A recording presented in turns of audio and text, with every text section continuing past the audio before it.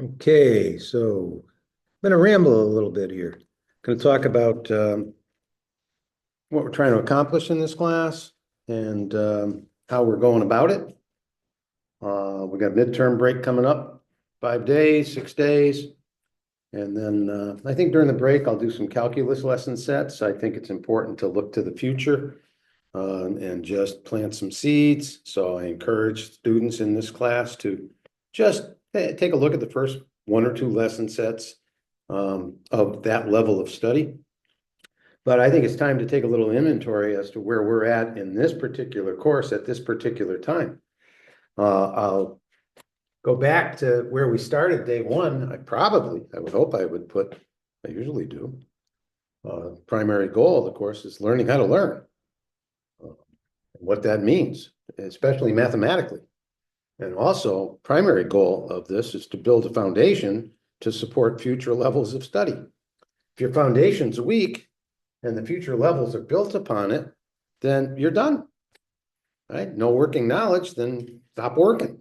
That's what happens to most folks in math. If you go up to the lunch area and sit down with folks, oh, I dropped out of calculus, or oh, I was doing fine in middle school, but then algebra, I had a hard time, so on and so forth. Those comments are endless. All right, and that's unfortunate. That's unfortunate. So yeah, so this course is not taught sequentially.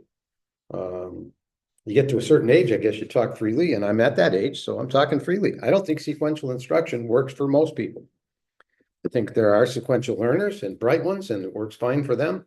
But for the majority of folks, if you're not working with something constantly, it's going to slip away. You're going to forget it at some point. So the question is, how do you remember the stuff you're working with? And think about where you were when I asked you to write the equational line on day one. You had an Algebra 1 class. I honestly didn't see too many correct responses. And that's one of the major topics in a first-year algebra class. So, got to try something different. And so over the years, I've tried to say, okay, well, if you can't do it, let's do it every day for a little bit until you can, because you can't have gaps going forward. So that's the approach in this class. And it was very hard for you in the first 3 weeks to have 50 problems thrown at you. But most of those 50 problems were based on Algebra 1. So what's that tell you? It tells me that that experience wasn't very successful. And so am I going to do it the same way? Heck no. 1993, I had a bunch of students coming out of Algebra 2 who couldn't write the equational line. And at that point, I said, I'm not doing it that way anymore. We're going to do it every single day, even if it's just once or twice. We'll just do it every day. And once I went to that process, everything changed for me as well, as far as what I'm seeing mathematically. And that's somebody who doesn't have a whole lot of native ability. Imagine the folks who do. So I'm seeing tremendous gains on the part of a number of students, and some other students are still struggling to get their solid footing with basic Algebra 1 problems. And I understand it. You have to think about this stuff, and concepts in math take time to understand for the average Joe, and that's me. But I've had a lot of time. You don't. So I've got to try to devise a method of putting it in front of you and giving you that repetition. And that's what we're doing. So what impedes that? What gets in the way of that? Well, really comes down to effort and staying focused. And that's a big part of learning how to learn. And the other big part of learning how to build a foundation is working with numbers. You got to be able to calculate. You got to be able to plug numbers in. So I'd like to look at some of the things that are still causing us some trouble, but in a general sense. And I've written a whole bunch of things to talk about here, and I'm going to take a moment to talk about it. All right, so let me erase this, get some room. And when I'm talking about future levels of study, here's a good example. All right, I taught calculus. I don't know, I haven't taught 5 or 10 years, but I remember one group of students came in the room. These are honor students, and I said, can you graph y equals ln of x? All right, 15 students, had them at the board, and this is what I saw. That's what I saw. Okay, well, I got 14 students here, and I've got maybe a half a dozen graphing it correctly at the Algebra 2 level, and at the Algebra 1 level, by the end of the term, most of the students could graph it correctly because of repetition, sticking with it, Keep doing it, keep doing it, keep doing it, overlearn it, and hopefully take it into your next class. All right, so here's a perfect example. Early basic level calculus question. Find the area bounded by minus x squared plus 12 equals x. All right, so how do you do that? Well, you got to be able to draw a picture. And students are struggling with that. So minus x squared plus 12. There we go. Intersecting at what?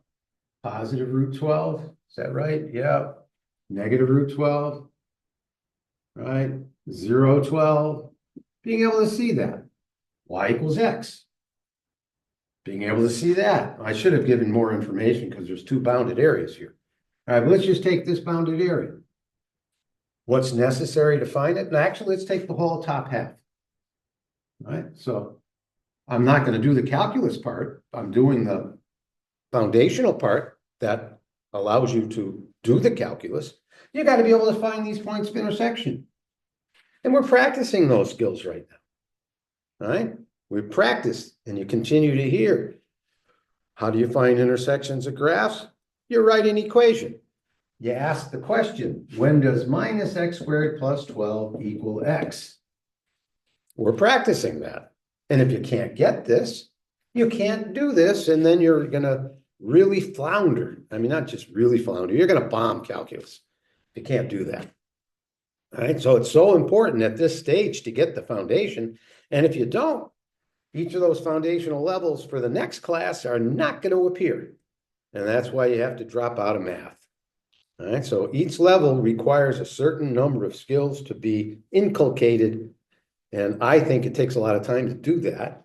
And I wouldn't have put this problem on the board if I thought my class could do this right now. Some can, some are just going to be considering this for the first time. All right, so how do you solve a problem like that?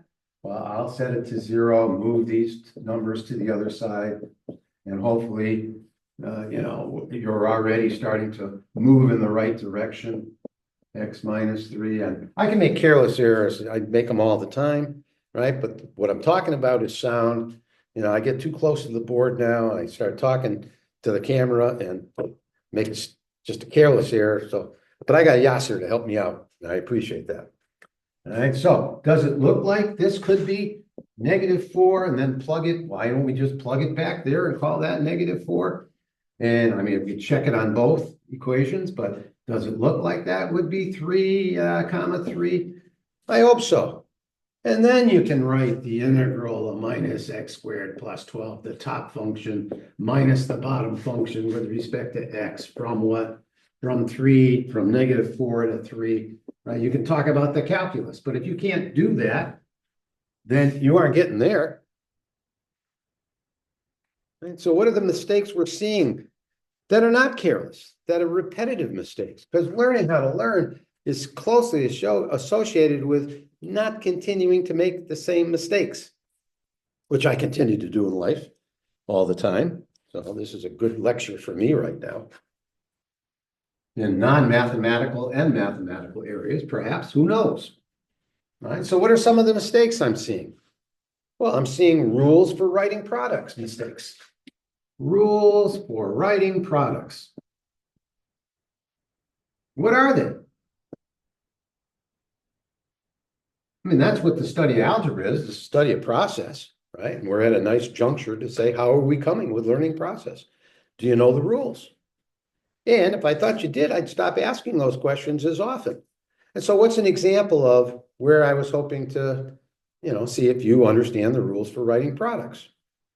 Well, I'll give you an example. Let's see if I can come up with one off the cuff here. How about 4x squared minus 16?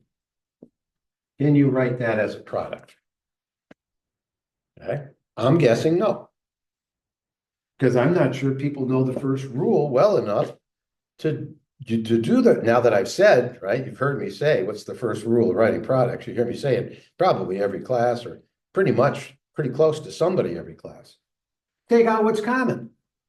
Would you have taken out 4 times x squared and multiplied that times -4? Would you have done that? I'm guessing no, not without more prompting, and that's why I'm doing this right now. Prompting, take out what's common. What's the second rule? Second rule, and maybe I should make this, I'll give you the example on the test that you took recently. I'm hoping you will continue x plus 2, seeing the difference of two squares. Now that one was definitely this question, x to the fourth minus x to the fourth, which I followed up with x to the eighth minus x to the eighth, which I followed up with 16x to the fourth minus 1. Those are three test questions right in a row, and I'm trying to see how many people gave it focus. Didn't have to take out what's common here. It's x squared plus y squared times x squared minus y squared. And what I was trying to find out is, did you know how to do the difference of two squares? And this doesn't tell me. What tells me is, if I hid that, did you then write that as x plus y, x minus y? So each of these problems is exactly the same thing I'm testing. Did you learn from your previous mistake? Are you seeing the rules for writing products? And the rules are continue if possible. And that was this one. That was x to the fourth, y to the fourth times x to the fourth minus y to the fourth. So I really hid the same problem on the next test question. People still had trouble with it. So what does that mean? It means you got to look at your answer keys more carefully. You got to give it focus. That's part of learning how to learn, especially mathematically. And I think a subcategory of learning how to learn would be learning how to think mathematically. What does it mean to learn how to think mathematically? Well, I've been trying to define that for years, and I still don't know. I think it has something to do with understanding the art of symbolic conversion. And I think it has to do with using symbolic language to study quantifiable relations that we see in the real world. I think I did one the other day with throwing a marker up, or doing physical exercises, which I'm hoping that to get physical context, we can do some. Can we study this in a quantifiable way? And that means working with numbers. All right, so that's factoring. What are some of the other things, other mistakes that people continue to make? Well, they come from pre-algebra all the way to algebra 1, right? And then any mistakes you're making at algebra 2, understandable. That's the level we're at, supposedly, right? But we had to close all those gaps. I had an honors student come into my class a couple of years back, honors algebra 2 class, and I asked to factor a trinomial or a difference of two squares. And the young fellow said, well, we never did any factoring. How can you do an algebra 1 class? I mean, I don't know what's going on, but if you can't go on with gaps, so we have to establish what gaps do you have, and here's a gap that I'm seeing. You tell me what's wrong with this. Oh, the one I'm more familiar with is this one, right? So folks are starting to get a feeling for the shape.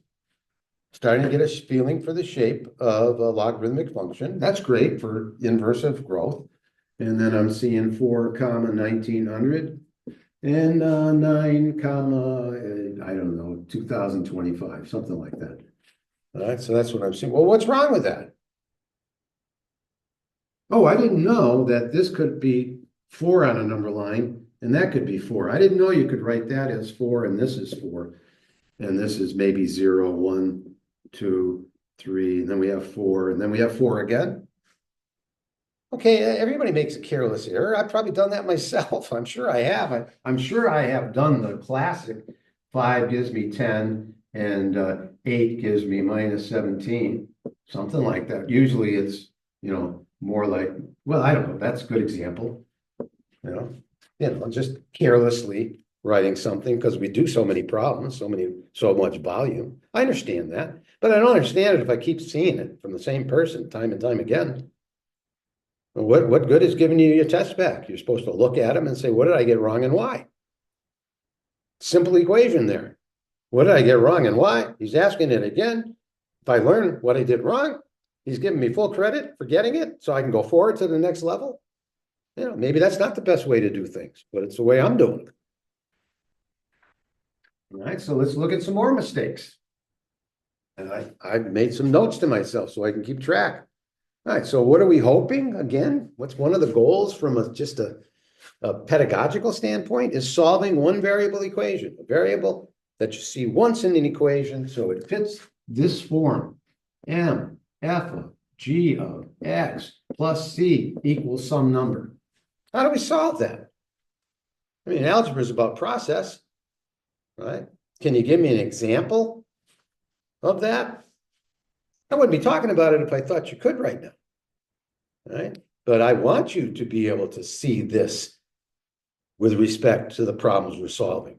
So I'm mentioning it right now. Give me an example of a problem like that. You pause the video, see if you can. I'll just write a quick one. 5e to the 2x minus 3 plus 7 equals 50. Okay. I know exponential growth will eventually hit that. Well, how do you solve that? I'll come back to this. All right, let me write it up here. M f of g of x plus c equals some number. We'll go back to that. Well, I'm hoping you will say 43. I'm hoping you will say 43 over 5. I'm hoping you will say the ln of 43 over 5. That's the inverse of e. And then I'm hoping you will say the ln of 43 over 5 plus 3. And then I'm hoping you will say the ln of 43 over 5 plus, where the heck am I? 43 over 5, so plus 3 is still here. Did I forget to write it? The ln, so let me go through this again. I'm too close to the board. 43 over 5, ln, and the repetition of me doing this should help you. ln of 43 over 5. Now I've got to add 3, so I said it, I think. I forgot to do it. And now I've just got division by 2, and this is a new calculation. I got to take the whole thing and divide it by 2. And I don't know what that is as a decimal right now. I could give it some thought, but don't need to because I'm just talking about process. So can you then look at this and figure out what you really did? I'm hoping some of you will take the time to try that. I'm going to try it right now.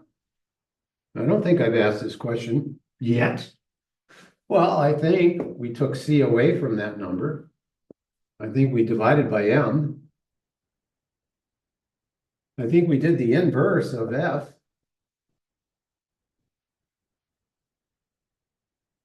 Then I think we did the inverse of g.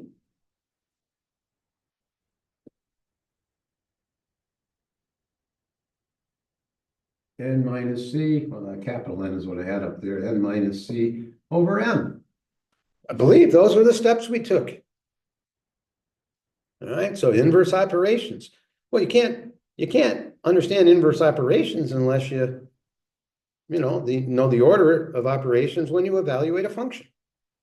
Right? And we've been talking about that from day one because you have to inculcate that. So what do? You do parentheses first. Oh, parentheses brings me up to a new topic we'll talk about in just a second. All right, misuse of parentheses. It's in Algebra 1, probably one of the most important Algebra 1 concepts that you have to inculcate is the correct use of a parentheses. And I'll give you examples where the correct use of parentheses I'm not seeing, and I'm still seeing the same mistake. So we're going to highlight that one in just a second. Okay, and I lost my train of thought. Went to another topic. All right, so I'll stop there. I had something else to say about it. It's gone. All right, so parentheses. Where do I see the misuse of parentheses? Well, this is a test question. E to the x minus 3. Well, let's make, since we work so much with e to the ln of 3, let's do minus 7.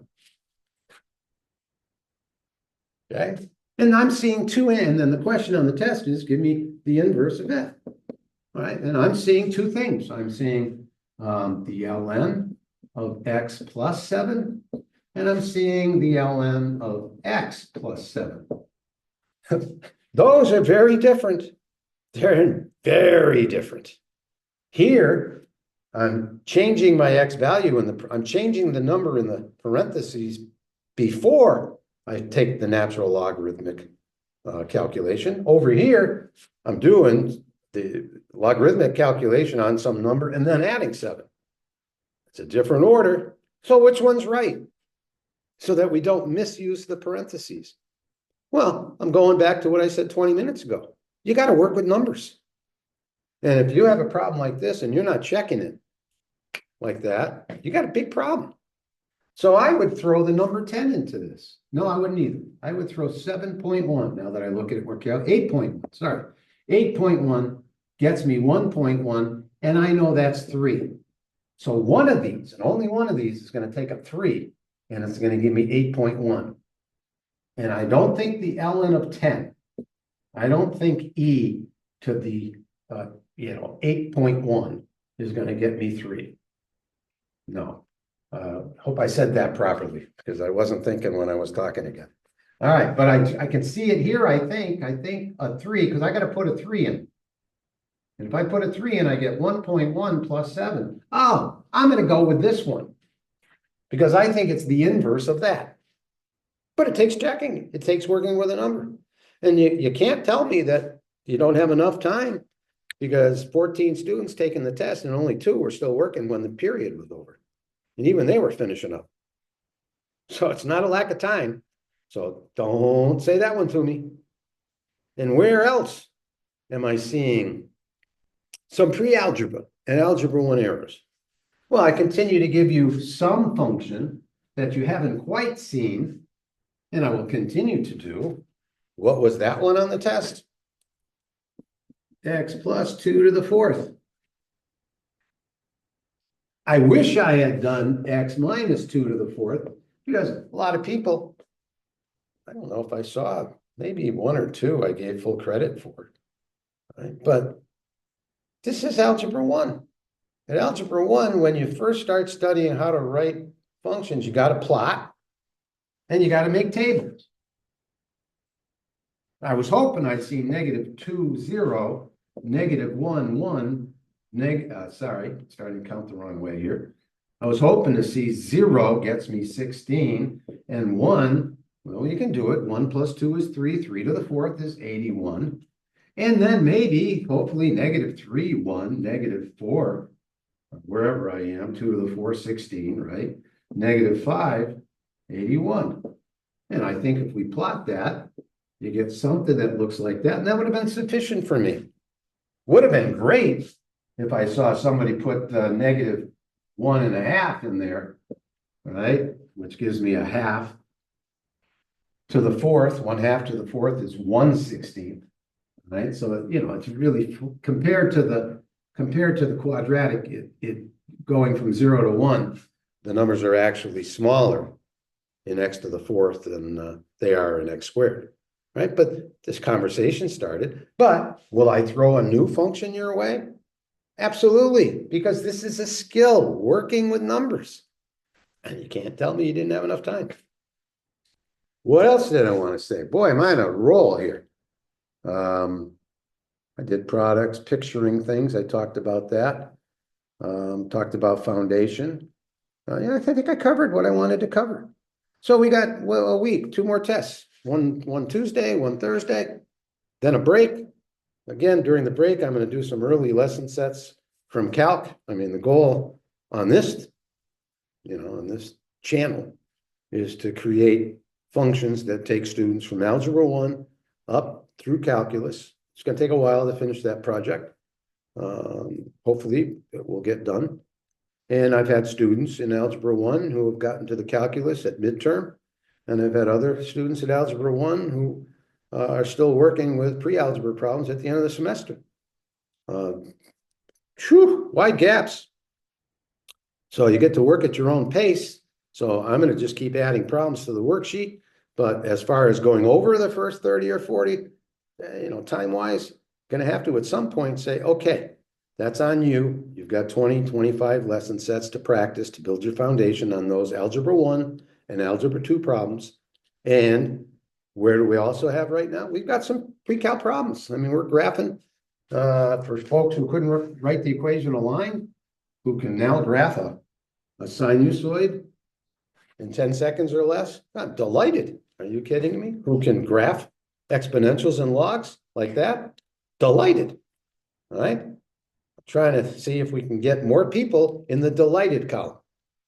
All right. And I'm delighted to be delighted at the end of the week with your best test score, because that's how I'm going to grade you. That's how many problems you put in your pocket. that you can do properly. All right, and we'll continue to work on the ones you can't do during the second half. But we're also going to continue moving students who are capable of flying up the ladder. We're going to let them fly. Open up the cage. All right, so that was a ramble. And I hope I said some things that maybe help somebody. And I probably challenged some folks with what I'm saying. Yeah, I'm sure. And change is tough. I've been through a lot of situations in my life where I needed to make some changes. And it's not always easy, but change is good. Change is good if you're moving in the right direction. All right, so I'd like to see more problems done, multi-type problems. What was the one on the last test? I think I may have already done this in a video, but I'm having trouble with memory issues. So I think it was log base x of 2x plus 8 equals 2. That really checks whether or not you know how to rewrite this. X squared equals 2x plus. That's step one. Understanding why we're doing that. Step two then is, yeah, the algebra one now. X squared minus 2x minus 8 equals 0. I'm sure I talked about this, I think now. Because the goal here was to get x equals 4 and understand that that's the only answer, because by definition, the basis of logarithms and exponentials have to be positive.